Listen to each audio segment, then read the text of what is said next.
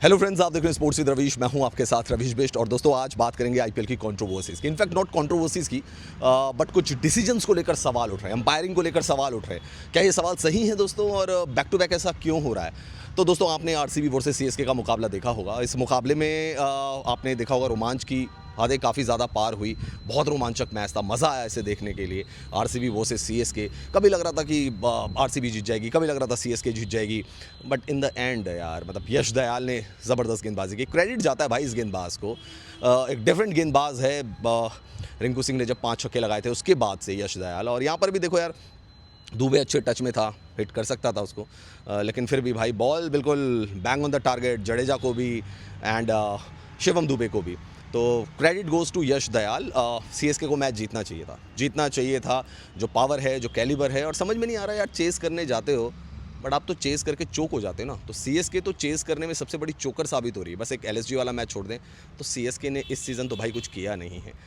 कप्तान जो थे ऋतुराज गायकवाड़, उनकी जगह धोनी को लाया गया। किस्मत बदल जाएगी, नहीं बदली भाई किस्मत। ये टीम इस सीज़न सीएसके ने बहुत निराश किया। खैर दोस्तों, इस मैच का अगर टर्निंग पॉइंट ढूंढे तो शायद डेविड ब्रेविस का आउट हो जाना लुंगी एनगिडी की बॉल पर, जिस पर काफ़ी ज़्यादा सवाल उठ रहे हैं। सवाल ये उठ रहे हैं कि भाई डेविड ब्रेविस को टाइम नहीं बताया गया, या टाइमर नहीं चल रहा था, या वो डीआरएस क्यों नहीं ले पाए, और अंपायर ने क्या उनको बताया नहीं था सही टाइम पे कि भाई डीआरएस आपको लेना चाहिए। अब दोस्तों इस पर अगर हम मशहूर कमेंटेटर आकाश चोपड़ा की बात सुने तो आकाश चोपड़ा ये कहते हैं कि देखिए, टाइमर बेशक आपके ब्रॉडकास्टिंग जो जहाँ पे भी आप देख रहे थे वहाँ ना दिख रहा होगा, लेकिन जेंट स्क्रीन जो होता है ना, बड़ा जो स्क्रीन होता है उसमें चल रहा होता है। तो ये खिलाड़ी की जिम्मेदारी है कि वो उस पर भी ध्यान दे, सिर्फ रन लेने पर उसको ध्यान नहीं देना चाहिए। और यार वो कहते हैं कि अंपायर की थोड़ी ना जिम्मेदारी है, अंपायर का थोड़ा ये काम है कि भाई ले लो डीआरएस ले लो, निकल रहा है टाइम। अंपायर की जिम्मेदारी नहीं है, खिलाड़ियों को खुद भी ध्यान देना चाहिए। बट दोस्तों अनिल चौधरी जो कि अंपायर है, उनका क्या टेक है इसके ऊपर? उनका ये कहना है कि जब बॉल लग गई थी पैर पर और अंपायर ने डिसीजन दे दिया था आउट का, तो बॉल तो उसी समय डेड हो गई थी। तो भाग क्यों रहे थे दोनों के दोनों, जडेजा और ब्रेविस? उनको तो स्ट्रेट अवे डीआरएस लेना चाहिए था। और उनका ये भी कहना है कि 5 सेकंड पहले अंपायर बताता है जाके कि भाई 5 सेकंड रह गए, आप डीआरएस ले लीजिए। शायद रन लेने के चक्कर में उन्होंने ध्यान ही नहीं दिया। तो भाई इसमें अंपायर की क्या गलती है? साफ तौर पर देखा जा सकता है दोस्तों कि इसमें खिलाड़ियों की गलती, अंपायर की कोई गलती नहीं। हाँ, जहाँ तक डिसीजन की बात है, डिसीजन बहुत ख़राब था, बहुत गंदा डिसीजन था। ब्रेविस को आउट नहीं दिया जाना चाहिए था, बट उनके पास चांस था ना डीआरएस लेने का, तभी तो डीआरएस को इंट्रोड्यूस किया गया। उन्होंने डीआरएस क्यों नहीं लिया?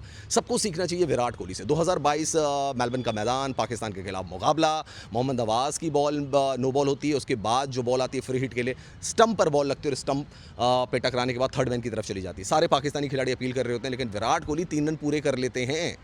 तो ये दिमाग की बात है ना, उनको पता था कि भाई फ्री हिट है, मैं तो आउट होऊंगा ही नहीं। पाकिस्तानी खिलाड़ी अपील कर रहे हैं कि बोल्ड हो गए विराट कोहली, उनको आउट दो। विराट कोहली ने भैया अपने साथी खिलाड़ी के साथ मिलकर 3 रन पूरे कर लिए। तो ये नियम, कायदे, कानून भी आपको पता होने चाहिए। हालांकि देखो, ये पहला डिसीजन नहीं है, इससे पहले भी एक मैच में कंट्रोवर्सी हुई जब अभिषेक शर्मा बल्लेबाजी कर रहे थे। आपने देखा होगा बॉल उनके पैर पर जाकर लगी, इम्पैक्ट की बात हुई वहाँ पर, जबकि शुभमन गिल काफ़ी ज़्यादा नाराज़ थे रिप्ले को देखने के बाद कि भाई आप इम्पैक्ट की क्यों बात कर रहे हो, बॉल तो डायरेक्टली जो है वो पैर पर लैंड हुई है, और अगर विकेट हिट हो रहे हैं तो फिर अभिषेक शर्मा को आउट दिया जाना चाहिए। इसको लेकर भी दोस्तों काफ़ी ज़्यादा खींचतान हुई मैदान में। शुभमन गिल तो काफ़ी ज़्यादा नाराज़ थे, अंपायर के साथ बहस करते हुए भी नजर आए। हालांकि फिर उन्होंने कहा कि चलिए, एक जब आप ग्राउंड पे होते हैं तो इमोशनल भी हो जाते हैं आप कुछ डिसीजन को लेकर। अब जीटी वो मैच जीत गई तो शुभमन गिल ने भी कहा कि भाई अब क्या ही ज़्यादा भाव देने। लेकिन उससे पहले भी दोस्तों एक मैच हुआ था, मुंबई इंडियंस, रोहित शर्मा बल्लेबाजी कर रहे थे, बॉल उनके पैड पर जाकर लगती है, अंपायर नॉट आउट देता है।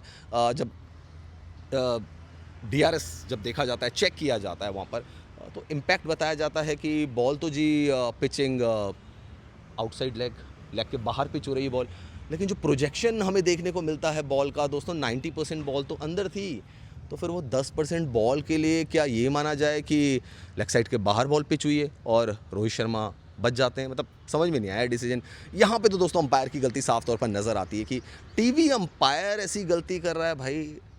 साफ तौर पर दिख रहा है कि पूरी की पूरी बॉल अंदर ही पिच हुई है, सिर्फ 5 या 10% बॉल बाहर पिच हुई थी। उसको लेकर आपने बोल दिया कि पिचिंग लेग साइड, या कह सकते हैं आउटसाइड लेग। ये डिसीजन समझ में नहीं आया। तो दोस्तों ऐसे बहुत सारी चीज़ें हो रही हैं आईपीएल में कंट्रोवर्सी को लेकर, और उसमें मैं दिग्वेश राठी को भी ऐड करना चाहूँगा। दिग्वेश राठी सिग्नेचर करते हैं, ठीक है, प्रियांश आर्य के साथ आप उन पर बैन लगा देते, मतलब सॉरी, उन पे जुर्माना लगा देते हैं। फिर दिग्वेश राठी एक बार फिर वही करते हैं, फिर आप उनके ऊपर फिर फाइन लगा देते हैं। लेकिन जब वही सीनियर खिलाड़ी करते हैं तो कोई अंपायर ध्यान नहीं देता, कोई मैच रेफरी ध्यान नहीं देता। तो फिर दिग्वेश राठी का क्या कसूर है? और आप क्या क्रिकेट से मसाला बाहर करना चाहते हैं? आईपीएल तो एक एंटरटेनमेंट भी है ना। अब ये सारी चीज़ें भी नहीं होंगी तो अंपायर खिलाड़ी क्या करेगा, विकेट लेगा और बस चला जाएगा, हाई फाइव, ख़त्म कहानी। दिग्वेश राठी ने ऐसा कुछ भी गलत नहीं किया था, आपने उस दायरे में लाए उनको और उनके ऊपर जुर्माना भी ठोक दिया। मतलब नियम सबके लिए बराबर होने चाहिए।